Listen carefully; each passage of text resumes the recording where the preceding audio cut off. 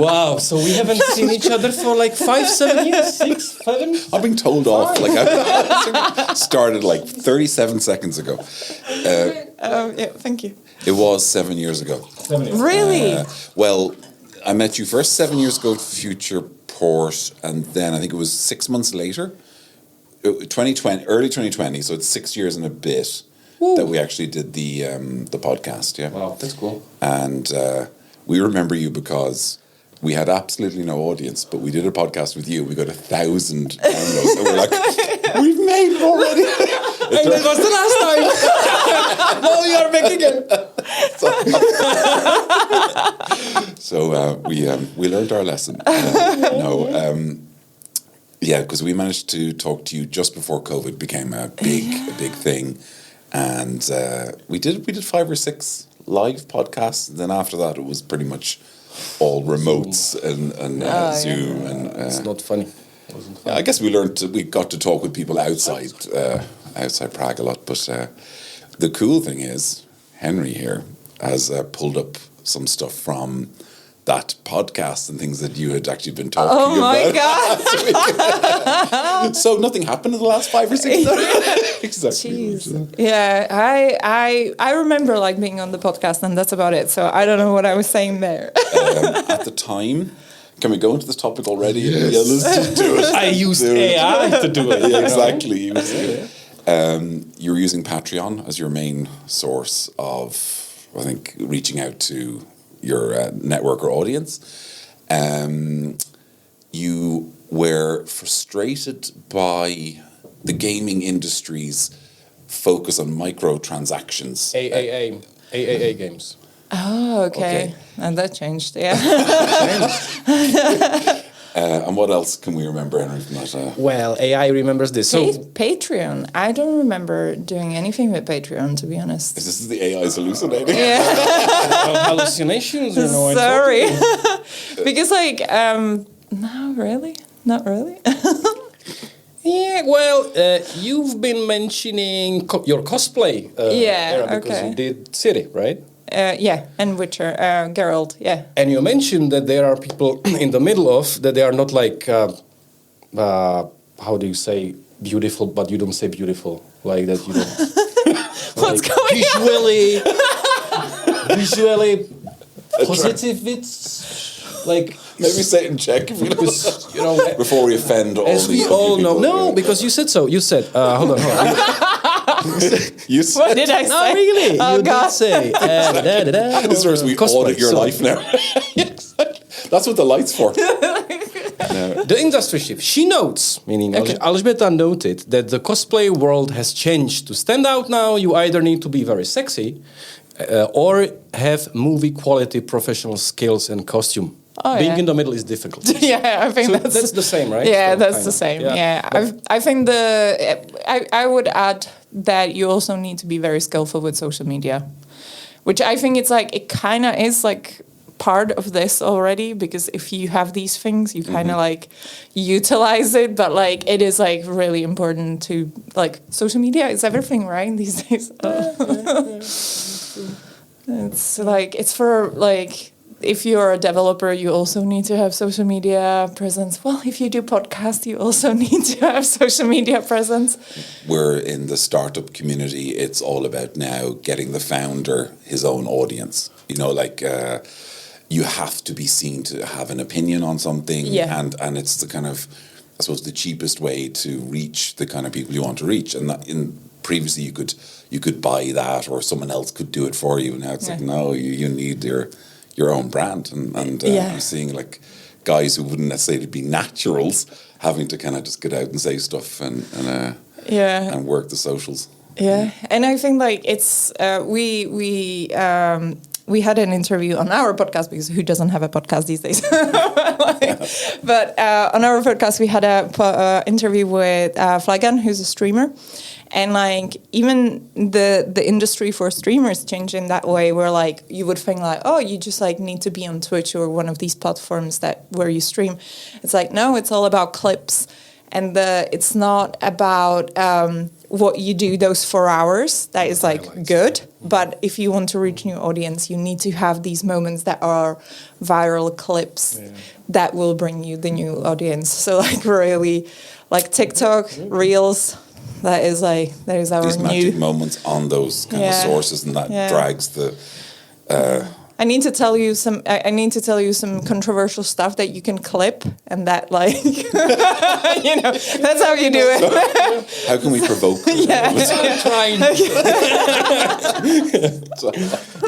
I totally get you. But AI is helping with that, right? Like tools have like highlighted, like, I mean, I don't want to name the tools because I hate one, but they have these auto highlight features. Yeah. Is it working well? I'm not. I'm like weird when it comes to AI. Like I'm not like definitely one of those people who don't use it. Like I do use it, and I find it like very helpful in some ways. But I think we are way far from like being this miracle tool. Like I didn't do anything with picture. No. But like I know the highlight tool. There is like one which is like I think the most like popular one that I tried. And I don't like what it comes out of it. I think it's like clunky. The moments that it uses, like it is nice that it works in Czech, which is surprising because a lot of these tools are just like English oriented. So like that is nice.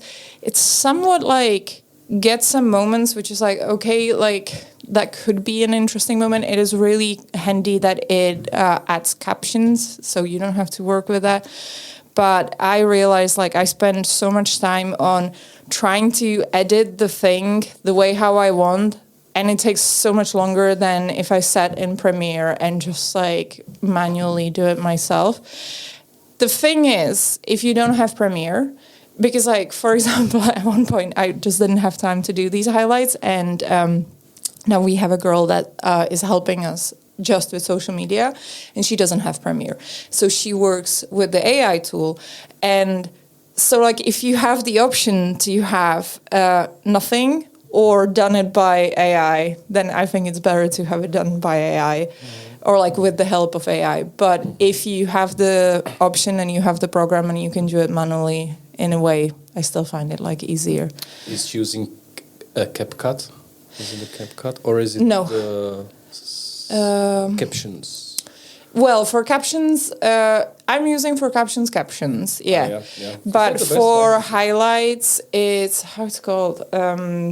It is like all web based, which is nice. Like you just like basically you upload a YouTube video, and it's like very like the convenience of it. It's so handy. Like you upload YouTube video, and it just like gives you I don't know like 20-30 clips, and you can like pick and choose from these clips, and you can also in the website platform you can edit like which part you actually want, because like sometimes it goes crazy.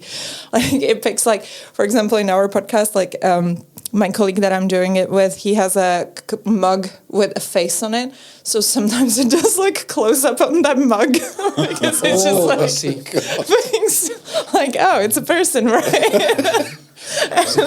There's still some work to be done. Yeah. So like you can manually change that, but you have to do it manually. And then exactly we were there where, as I said, it's easier to just like clip it in Premiere than do it manually. But if you don't have Premiere, this is a great solution. So yeah. Gotcha. Interesting. I had been writing for a while and put together like a novella, if you like, sort of like fragments of my life. And I was trying to find an editor, someone who could actually like help me to put it together. And I said to her, look, I've put it into Claude to kind of, work on structure and help me get the thing done. I said, sorry, I have a strong stance on this. I won't help anyone who's used AI. And I felt very stung by it because like none of the words are by AI. I'm using the tool. The tool to structure it. And I feel like there are now many people who don't realize they're actually using AI indirectly, even if but like, where do you sit on this in terms of as a creator? I think like I think especially in writing, it is spicy, and I completely get why. There is like a big drama. I don't know if you follow it right now.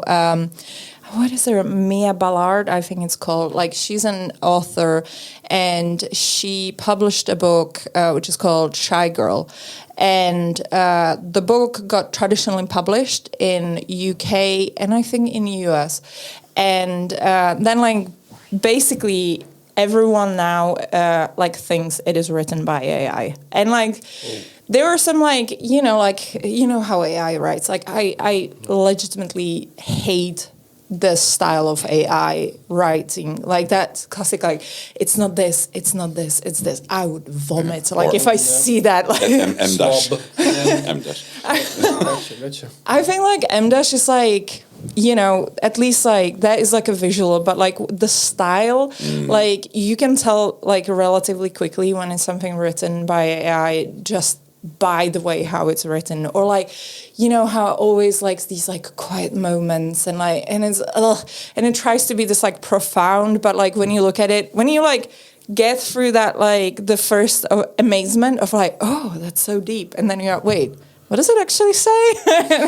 When you think about it, it's like you realize like it's empty. It's just this like something that sounds really like, you know, and people use it on social media very often. Like you see all those like a lot of the time if they try to be profound. so like it's quite easy to spot. But also then like you meet people who are just bad writers and they use it because they are bad writers, and you get into that little bit of spiral where like this is the style that you see, and because people tend to do like we are monkeys, right? Like we just like do what we see. So like you get more surrounded by that empty AI lingo and you kind of like absorb it and then you write this like this weird style.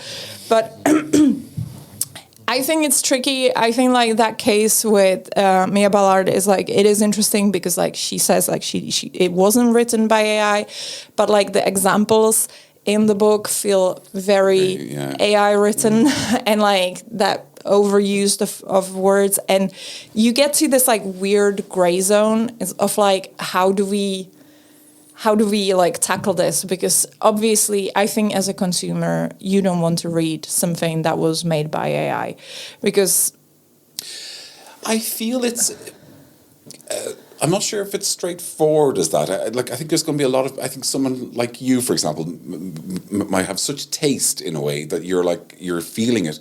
But what will everyone feel like? And I'm worried more that actually there's an audience for this. For example, I don't know if you're listening to YouTube videos and you can hear those fucking AI voices, the same ones all the time. I get annoyed by it now, and I don't listen to them. But there might be lots of people who don't care. And I think, and I just to go back to my example very quickly, just to make a point. Say I've written 25 chapters. Yeah. And maybe AI never touched it from a structural point of view, like as in put that chapter first, whatever. Imagine I gave it to an editor, and they're looking at it, and they probably look and go, Christ, 21 of these are just nothing. But there's a gem here in chapter 16 or chapter 18. Maybe with the AI, it's like I can create 6 okay chapters, and what the AI is doing is it's bringing everything back to the average or the mean. Yeah. And I think that's with creativity, it can't really fuck it. You know, like where it's really those kind of the splinters that comes from timing and human imagination stuff that I don't think AI is there. Now, people are saying I am now hallucinating. Perhaps that's not true. Maybe AI is able, under the right conditions, to find it. I just feel I don't believe that, and I think that's where we're far superior in a sense. The sparks. I think you're absolutely right with like there is definitely a market for like AI products, and it is right. Like you have people who are just watching these like AI absolute slopes, like the videos on TikTok. It's frightening. So much for but also you have people who just don't want that, and I think it's like, you know, if that is the future, it's like, okay, you have McDonald's. Okay, no, I love McDonald's, so I don't want to trash it.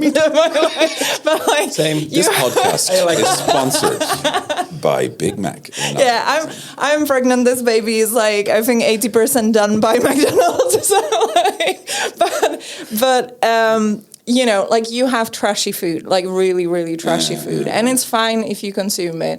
And it's like, and you know, like you eat it and you feel a little bit like, it wasn't the healthiest food, but you know, from time to time it's okay. And I think that is like a little bit that AI generative, you know, art, let's say, that can be, or like content, that is fine, but I think like it needs to be like definitely like it needs to be highlighted. There needs to be like some protective ways to like distinct. This was like human done. This was you know, AI done. And I think like exactly in writing, if it was like if we had tools that would very much clearly differentiate between this was written by AI and this was just like used as a, you know, like I had it as a tool, or like I had it as a like a creative partner, you know, like where I bounce off ideas. Then like I think it's fine, like, but like you really need to like, or like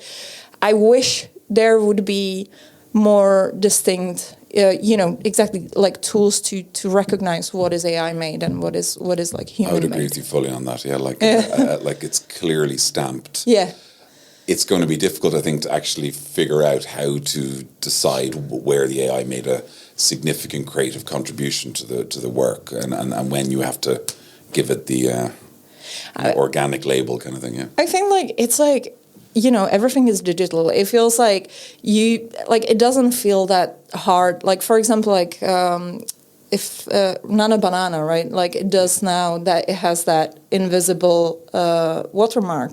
And I think that is like, why it's only Nana Banana? Like why there is no like, you know, like initiative, like world initiative, like, okay, like every video has to have it. And it doesn't have to be just video, right? It can be text, like it can be invisible for us. It's nothing that like changes, but like just to add, like I know that ChatGPT at one point had, maybe it wasn't ChatGPT, but one of these like text-based ones had that it added like these like invisible characters in. Right. Yeah. And it's like, that's fair. I think it's fine to have something like that because it is like, but again, like we have, because I went back to university and now like in the at the university, there is like a lot of discussion, like how do we tackle AI? Because they realize like when you write bachelor thesis or like your, you know, your master thesis, it's like, oh, like what do we do? And in my faculty, they decided it's a wild decision. Like basically I'm the last one who's going to be doing normal bachelor thesis, and everyone, every like, you know, new student after that comes after me, they are skipping bachelor thesis because like there is this like, they kind of like threw towel and like, okay, they're going to just. It's just like, we don't know what to do with it. So like, let's just skip it. But they kept the master thesis. So it feels really weird where like, guys, why you don't use it as like, okay, let's learn how to utilize AI programs, how to work with them ethically, how to work with them in a way where like they can really help the research, how to actually like use your brain to make a research. Because the writing is basically just should be, in ideal case, the last bit of your research that you're doing. That you came with these ideas from, and as you say, as a creative partner, use AI, and then the writing should be sort of like a result of that. Yeah.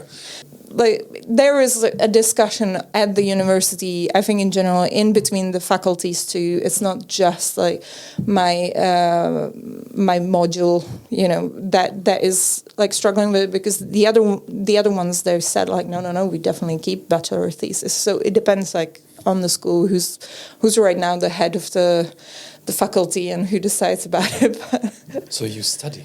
Yeah. Why? Yeah, so what do you study? Tell us.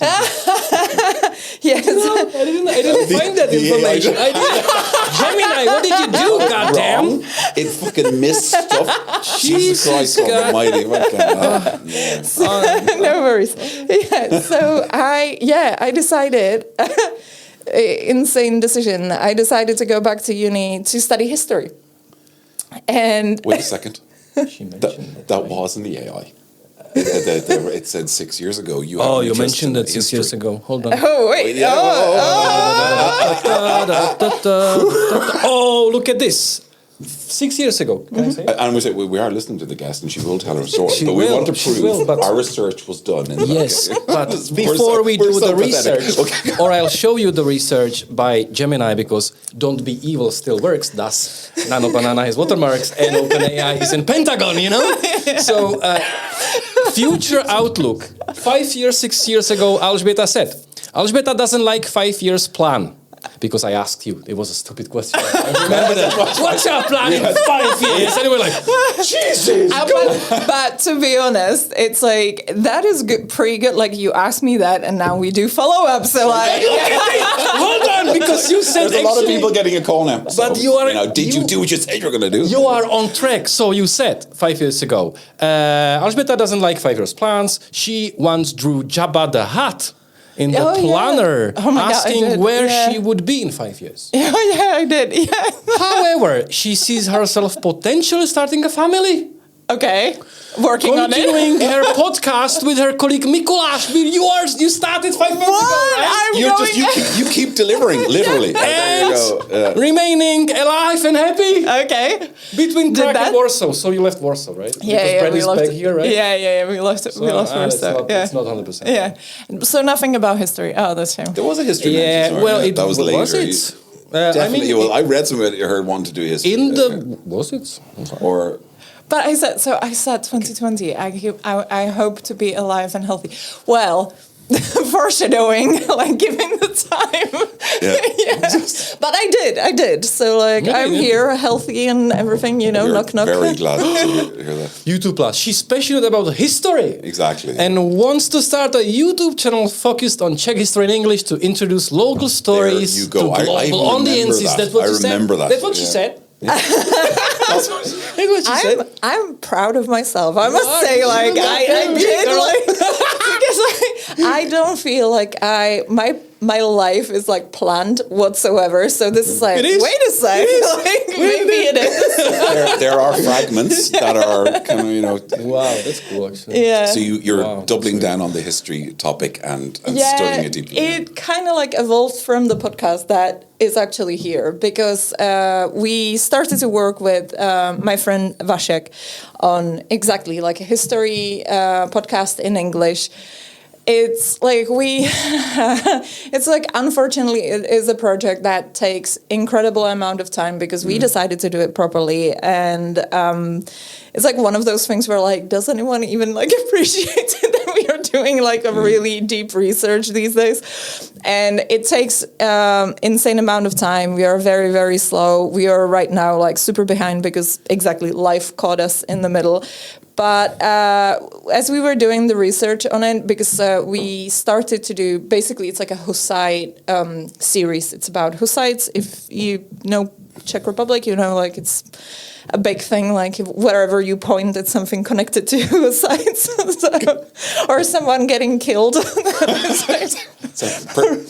like the topic. For a good cause, of course. Yeah, exactly. And and then I realized like, no, I really, really love history. And then I found out that in Ústí, there's a university where you can study distant, like a distant study where like you don't have to be there every day. And they have like a history, just a specialized module. So I started, and Wow, that's cool. Shame on other universities that doesn't do distance studies. Shame on you. Shame on you, because you know why. Sorry. No, but like to be fair, because I do have, obviously my husband is English, and I'm like constantly on Reddit, which is like half of the people are American, and it's so nice to study and just study for fun, and like not having the burden of like, oh my God, how do I pay for this? And it's just the only thing that's stopping you from the studying is you and your own motivation. Just, you know, it might be the problem, because then like it is only on you, so like you don't have any external motivation. It's really just like, am I gonna continue? You're not necessarily just thinking about a return on investment. I put in 20 grand, I get 50 out. It's more, you're educating yourself in something you love. Yeah, I like that. Really like that. Yeah. And it's incredible. I love it. It is hard. I had like moments where I definitely was like thinking like, is this even a good idea? Because to be honest, the school is not very. Like I think they offer the distance study, but I don't know if they are like fully sure like how to do it. So like I'm always thinking like why we don't have recorded all the lectures and just when I'm walking. Shame on them. Yeah, I would listen to it. It would be so much easier. And instead we have this like one intense day when they try to cram everything that they're normally do like within one semester. They're just like putting in our heads within one day, which is obviously it ends up like, and then you read the books. So you tend to sometimes feel like I can read books without university, but that's a lie. You can't. You need someone with that whip above you to give you that deadline, to give you that reason to actually read the books, to actually like not postpone it for indefinite time. So, absolutely. And it is nice to train your brain a little bit because I was like thinking that because I'm going to be 40 next year and it is like, you know, the brain started to like just being like you get your little groove and you stay in it and you just like continue and you don't feel like you're absorbing information like today like constantly but I don't think it's like a challenging it's just like it's that passive, you're just like getting worried about the state of world and like you're not like trying to retain everything. It's just like I think the university really just forces you to like train the brain a little bit and like doing something else and also like meeting different people. That is like awesome. Yeah. Like like people outside of your bubble. That like who does study that? Who are the other people? Tell me. It's incredible. So like the first year we had two soldier guys like from army, like actual soldiers, who basically needed their title to get like promotion. Like you need to have university title if you want to get to like a higher lieutenant stuff. Yeah. And they were like, we like history, so we decided to study this. They had to stop study for a second year because they were sent to a mission. So like really like army stuff.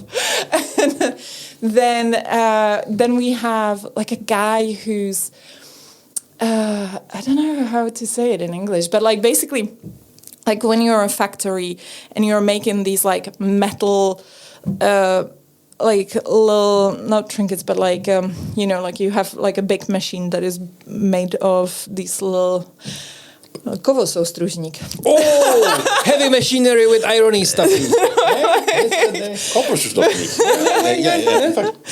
That was a big question. But it's not my first time.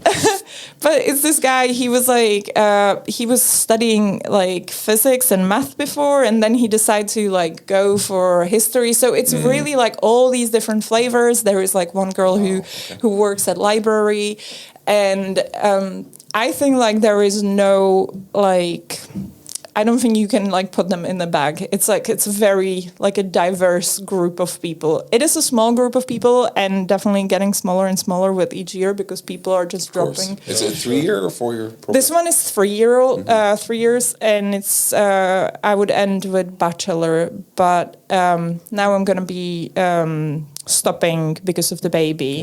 But like I can like just they offer if you have a baby that you can stop for up to 3 years, which feels insane. Like I don't want to. Yeah, but I wanna like I already pretty much like stopped because I'm just too tired to do it right now. But I hope I'm gonna get back. That is my big worry because it would be shame to lose all that I did. But I need to like motivate myself. How has it changed already? Your thinking what the future programs might look like in terms of doing future history programming. Has it opened your eyes to different like ways of looking at things? Or I mean, like on personal level, I think I love history even more. I would recommend it to everyone because it feels that world is so much richer once you know the history.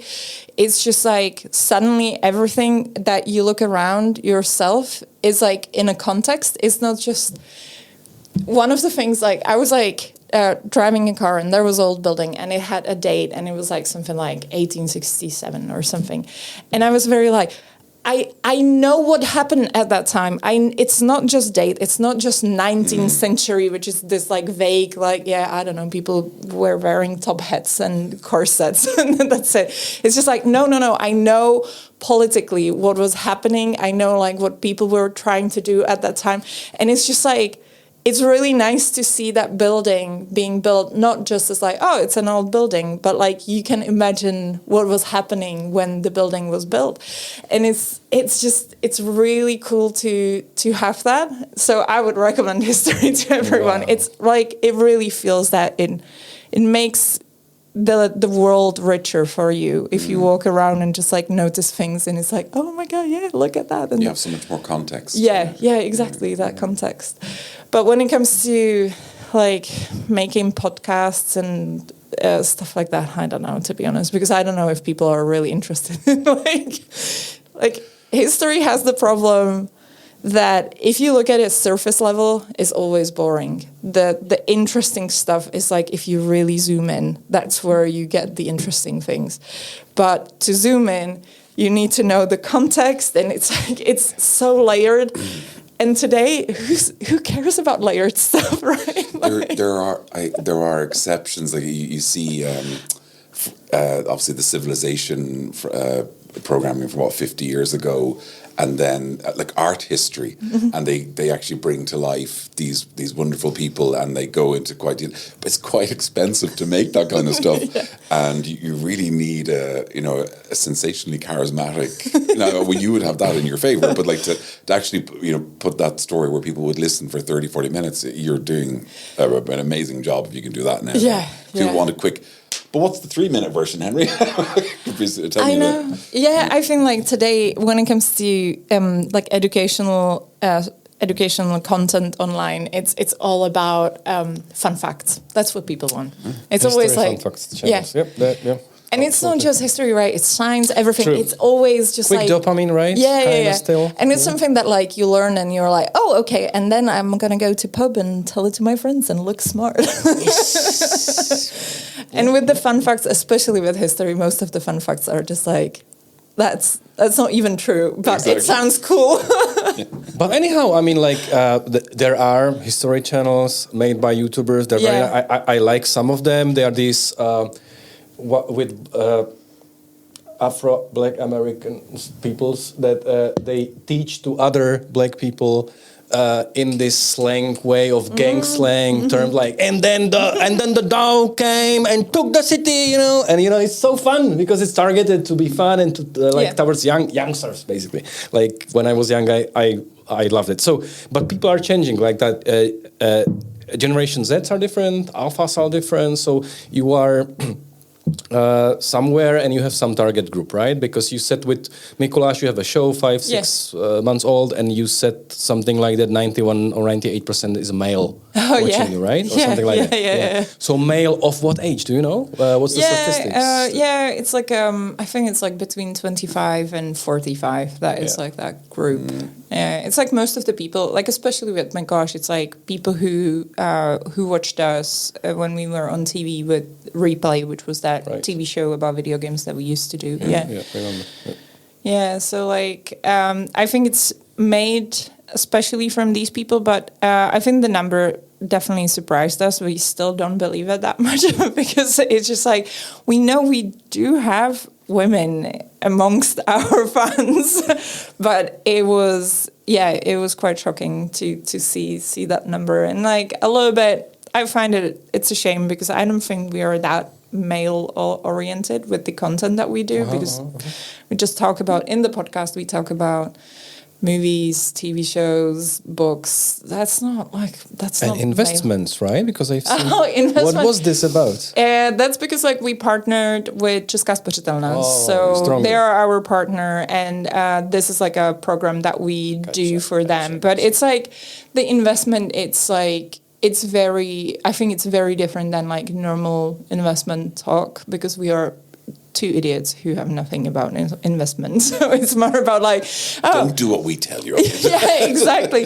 It's just we will show you how to invest if you're an absolute normal person, and if you just maybe it's a thing that you want to try to think about, because exactly like Česká spořitelna was saying that Czechs don't like to invest, and they don't know that it's an option. It feels very daunting.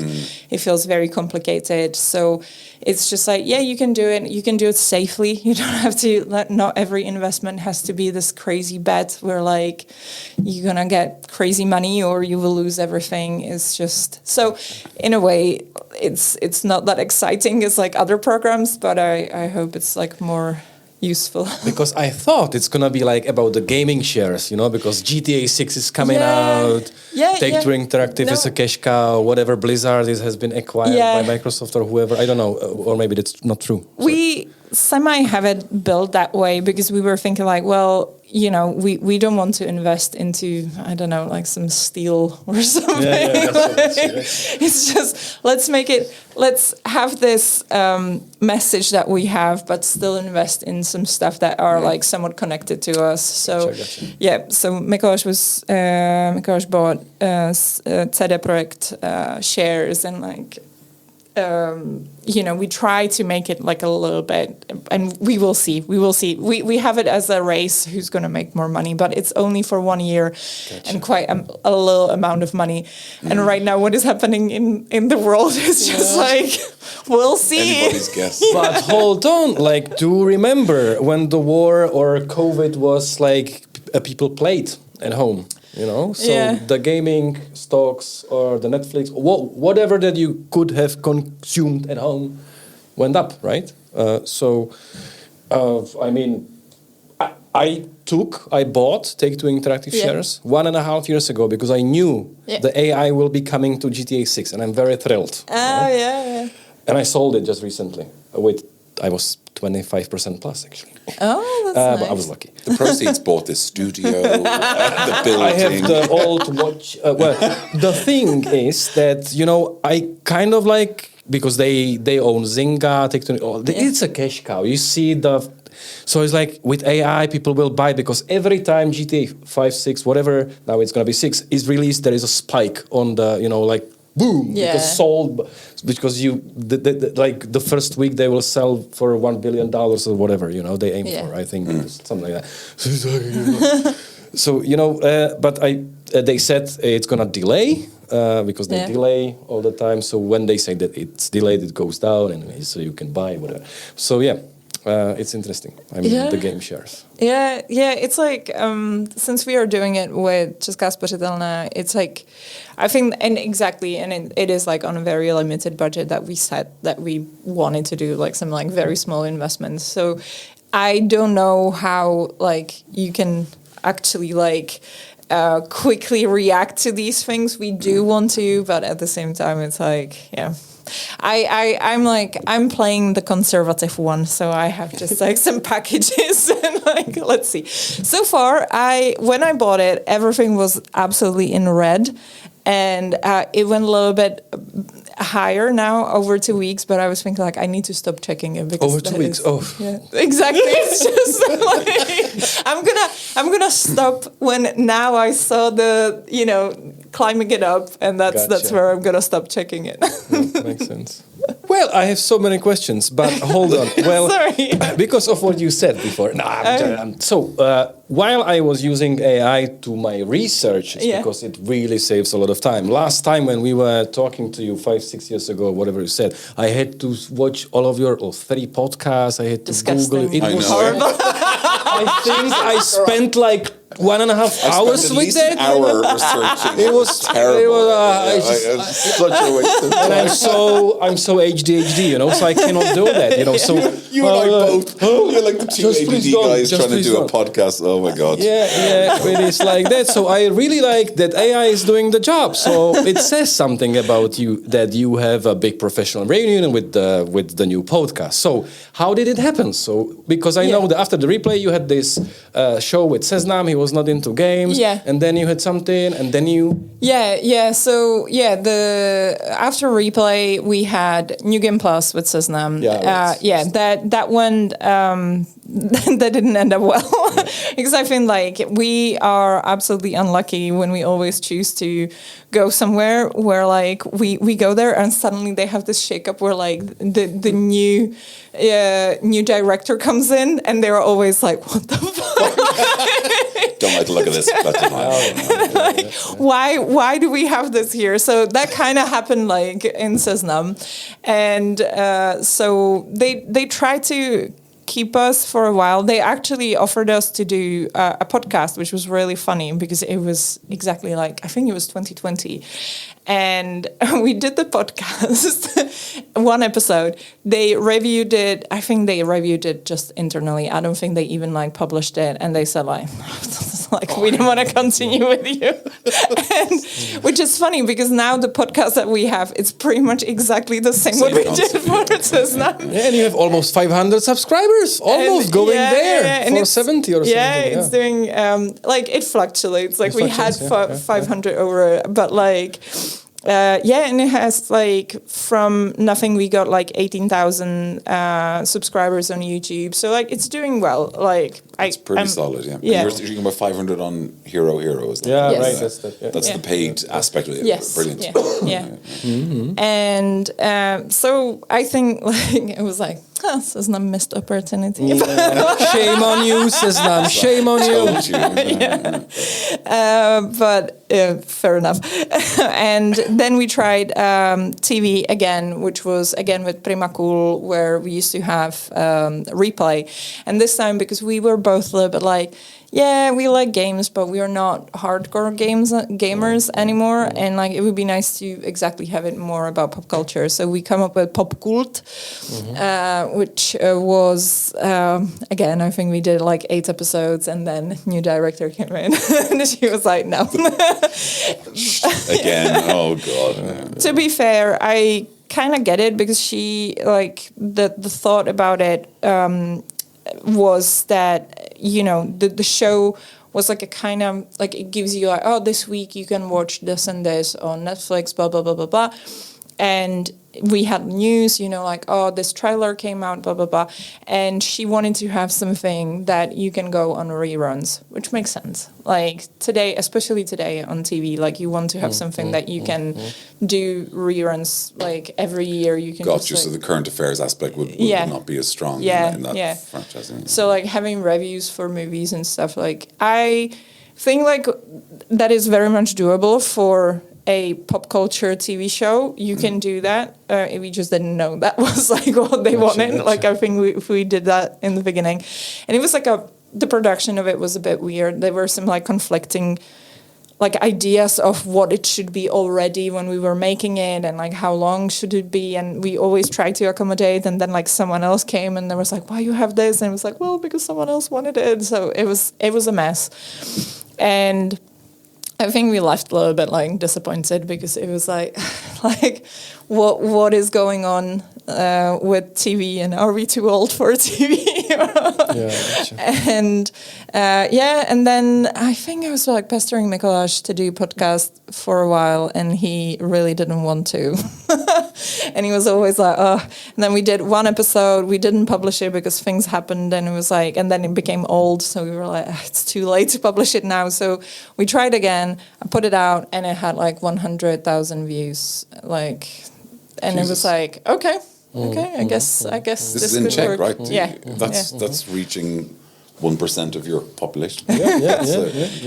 It was a blip, obviously. Then like it got the other one got basically half of it, and then like it got like halved with each episode. But now we are on like a steady, I think like between 15 to 10,000 K per episode, which is great for a weekly show. Czech. Yeah, Woo. yeah, it's really nice, especially because it's over an hour content. And I think like a lot of people don't have even time to, because it is a weekly show, is they always like tell us like, oh my god, like I'm too, you know, I'm in this episode like 20 and you're on episode 40. So. Gotcha. Yeah, so I think I'm proud of it. Like I'm really glad that works, and I'm happy that people like the show. So you seem to continually find ways to find audience. You know, you just have, like, I would guess I know why, but like you have that sort of charisma, but also that you go deep on these topics as well. You know, so I think like it's weird with Mikuláš. I think we have this like weird magic sauce when we are together. Like it really works together. We do have from time to time guests, and we discussed it that like, because one time I was sick, and then other time Mikuláš didn't have time, so like we did interviews just like one-on-one, you know, without the other co-host, and we were both like, it wasn't it. It was okay. It was fine. It wasn't a bad interview, but like we do work better when we are together. So next time you need to bring us both.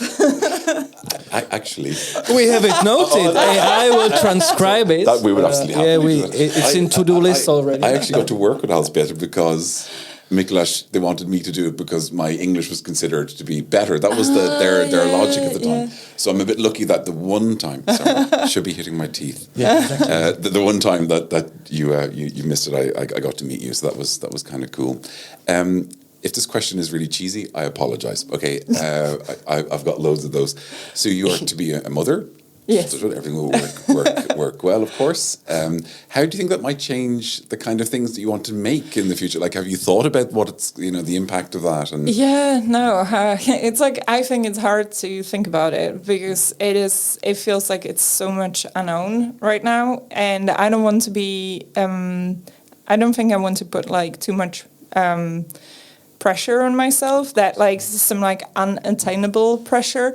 I would love to like because obviously like we're getting ready with podcast, like how it's gonna be. So we are now right now making some episodes ahead of time. So we will have some like pre-recorded episodes, and then we were talking that Mikuláš is gonna be doing some interviews, even though they're not gonna be that fun. No way it's gonna be as good. And but I do want to come back to it as soon as it's possible, which is a question like what does it mean as soon as possible, because I don't know.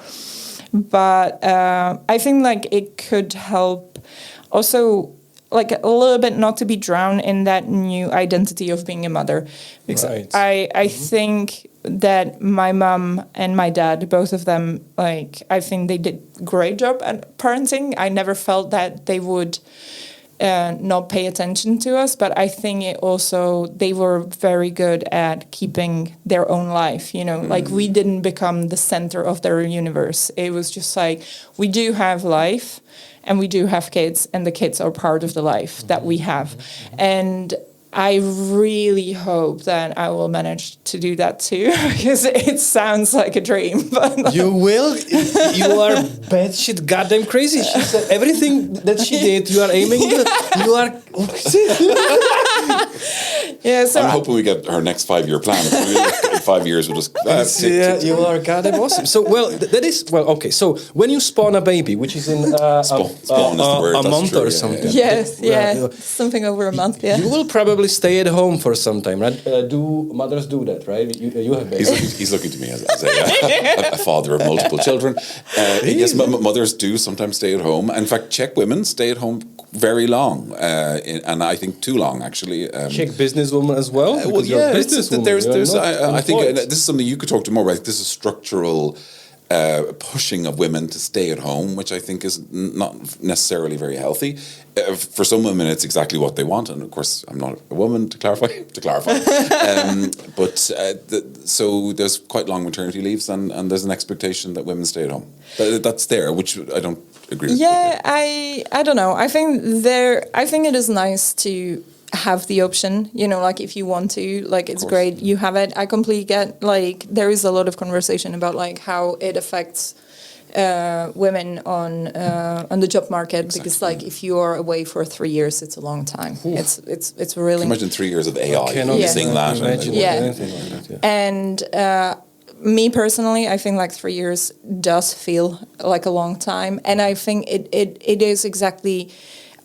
I personally feel that there is that danger that you kind of get lost in, that you lose your identity and you become a mother. And then it might be really hard to find yourself back, because it's just like after those 3 years, it's just like, how do you, like it might be, I don't know. And it might be like also that some women are just like really happy about it, because that's like, they realize like, this is the identity that I was, yearning for. Like, I didn't even know, like, I really, really enjoy it.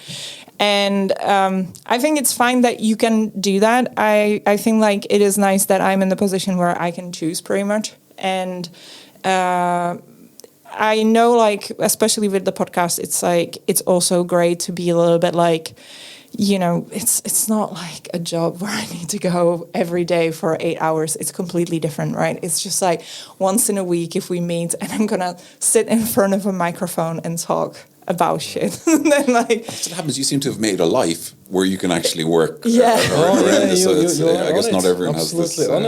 So it is a different situation, and I think it is nice to have that. Yeah, and I think like it also helped exactly my parents, like when they're both self-employed, they're both architects. So I think it was helpful for them to be that way, like how they were with us. So it is. I'm privileged in that way, definitely. So it's nice to be that way.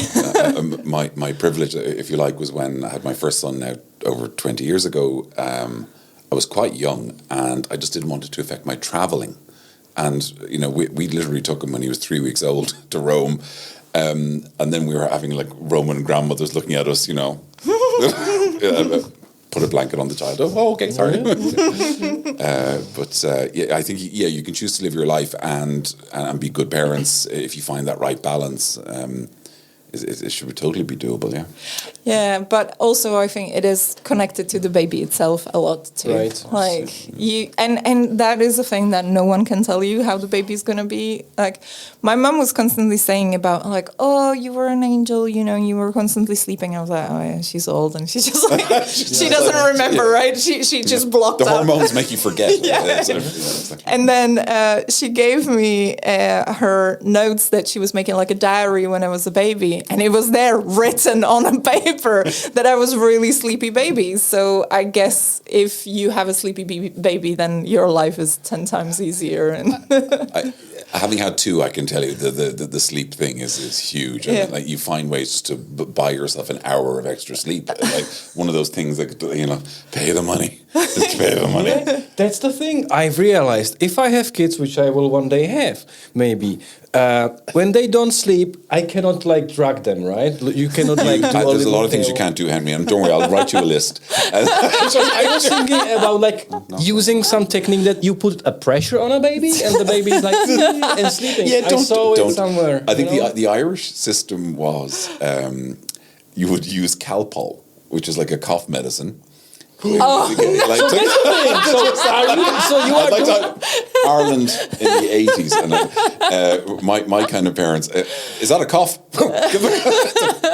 That sounds like a cough. Take some Calpol. I have a last question because we are almost in 1 hour now. I have a last question. So people do get nannies, right? Yeah.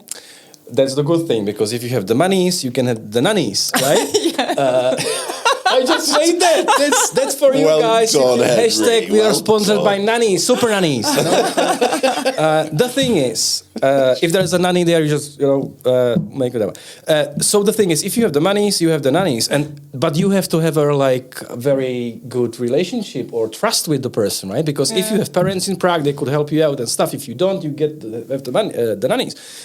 How do you feel about having a nanny? So if you're gonna work, do you have a nanny? Will you have a nanny? Yeah, we definitely want to have a nanny. we were talking about it, because Brad went to because he works for a Polish company. Both of us moved to Czech Republic, but he still works for a Polish company, and he went there. And he was talking with his colleagues, and exactly since we are expecting, everyone was talking the baby talks, and the number one advice that he was getting was constantly get a nanny. Don't feel bad about it. Just get a nanny.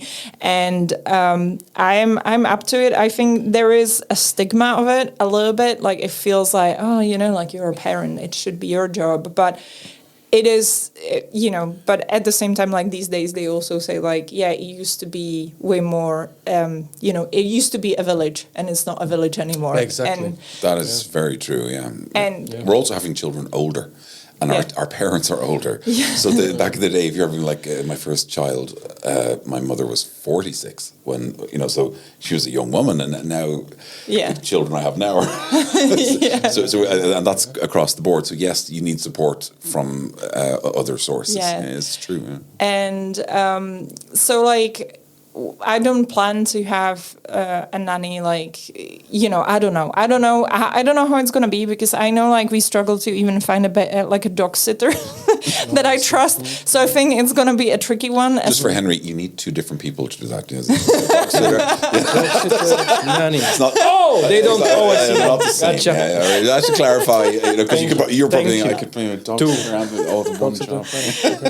And I think that is the thing. And there is. I was just thinking, there are things, some techniques parenting techniques. I was thinking if I start doing this with the kid, I want to have a nanny that understands these things that I'm doing, so she's not gonna not sabotage it, but undermine what I'm working here. Your plan. Yeah, no, absolutely. Yeah. So I can imagine it's gonna be tricky, but it's more about me being picky. But I think in the end, if you just want to go to a cinema, it should be fine to just hire someone and sit here.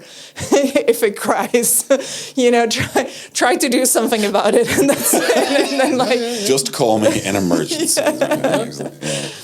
Yeah. But it's so true, Alžběta, that how you want to parent and the people who are around should acknowledge and take that into account. I assume the good nannies they're all on that. They know what you want as a parent, because we all parent differently. Yeah. But today, you can get a lot of help with everything. I was also thinking, we right now we don't have anyone who would come to do the cleaning of the house. But I was thinking, you know what? Maybe we should change that. When the baby comes, it's going to be really nice to have someone who just helps you to put the house in order. Total recommendation. Yeah. I would say that even before the nanny, because it's clearing up mental and physical space for you. And it's good to do it before the baby comes, because a cleaning lady will, obviously you have things the way you want it, and when you're too tired. Sorry, I'm giving. Unbelievably arrogant, giving advice to pregnant women now. That's a new level for me. But it buys you so much time, and that time is you do not want to be doing those things when you could be looking after the kid. I completely get it. To be honest, you asked me before we started, how is my pregnancy? Yes. And I'm incredibly lucky. There can be so many things that go wrong when you are pregnant, and I've avoided them, most of them, knock knock. but I'm super tired, and I never realized how tired you can be. Yeah. So it is and it's been basically the whole 8 months that I'm just fucking dead. Gotcha. And So I was already even Googling, like, is it going to get better when you have kid? Because everyone's like scaring you, like, oh, and when you have kid, like, you don't know what like being tired is. It's like, I don't know. I feel like pretty exhausted.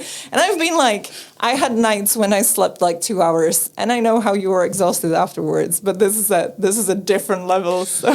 Well, the good news is, maybe like you'll have a baby that will sleep, and like these stories are so different. Some babies just like, the little fucker never stops crying, and then the others are like, are you okay? You know? Yeah. So, that was me, because I'm ADHD or whatever they call it. So I was like, all the time I couldn't sleep. So my mom, it was different. a different I era. cross my fingers for you, so you don't have me, whiskey or something like that. It's Brad's mom was telling me that he was a pretty active baby, and she was like saying like, oh, you know what they say, apparently they're smart if they cry a lot. And it's like, You're hoping for a dumb kid. It's one of those things where, like, if you have a rain on your wedding, the luck rains, right? And stuff like that. It's just the same with like, oh, if you have a baby that cries a lot, it's okay. It's going to be a smart one. Oh, God. So I have, genetically, I'm thinking like I have 50-50 chance that it's going to be. We are hopeful. We're really on yours, hoping it turns out to be a good sleepy baba. Wow. Okay. Thank you for coming. Yeah, that was our already. Yeah. Sorry. I feel Did you enjoy it? I did. I feel like I talked way too much. So like, I don't know. That's what people want. They don't want to hear us, that's for sure. Yeah.